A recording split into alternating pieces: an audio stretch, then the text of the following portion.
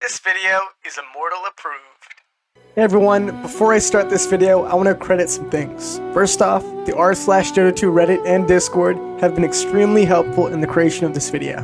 Whenever I had a question, lots of people would come and answer. And additionally, 2B's guide to pause for Marci was also extremely helpful, so thanks for the free MMR. Links to all those things are in the description below. Now sit back, maybe get yourself a cookie, and let's hop in this video.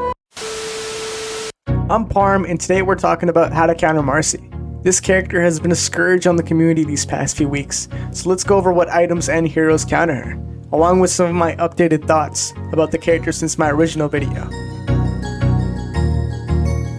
After Marci's latest nerfs, we've seen a spike of players, including myself, picking her as a support. The problem with Marci is that she has too much impact. No matter how little farm she has or how many times you kill her, she can completely change the tide of teamfights with her spells. Marci is the ultimate space creator. Wherever Marci is, the other team must follow, or else she and her team will dumpster lanes and take towers.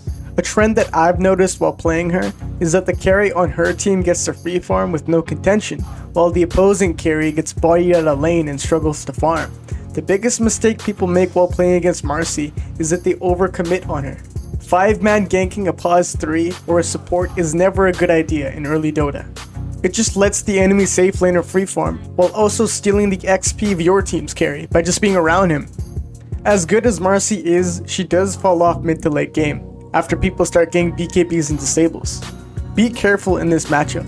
When in laning stage, stay away from the enemy tower.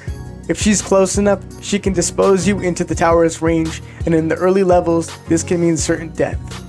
And starting level 3, Marci players tend to get a bit more aggressive in lane, so make sure that you pick a support that will punish her for being too aggressive, such as Bane or Grimstroke. Generally what ends up shutting Marci players down are silences, stuns, and mana drain, so naturally heroes that build items like Diffusal and Orchid usually have the upper hand on Marci before she can get her hands on a BKB. It's the only item she builds that's able to purge silences. Speaking of the item, BKB is hands down the ultimate Marci counter. It effectively stops her from using all of her abilities on you, causing her only source of damage to be right clicks. Even the pulse from her ult is negated, making Marci a sitting duck if she ever overcommits on you. Without silences, the only hope you have of killing her is to stun lock with your team spells so she doesn't rebound away. I also recommend while in laning stage to consider buying raindrops. Marci's abilities do a ton of magical damage. With a set of raindrops, you'll be able to effectively prevent 120 damage from 5 instances of her spells, which may make the difference of whether or not she might man up and try to dive you under tower, or whether you might be able to survive and turn on her. With all that in mind, heroes that naturally do the things mentioned easily have a leg up on Marci players. According to Dota Buff, the top Marci counters are Broodmother, Pangolier, Spiritbreaker, and Batrider. Brood is a natural Orchid builder that can kill Marci with her spiders even if she gets targeted. As for Batrider, Spiritbreaker, and Pango, they can all disable Marci through the use of their stuns or disarms.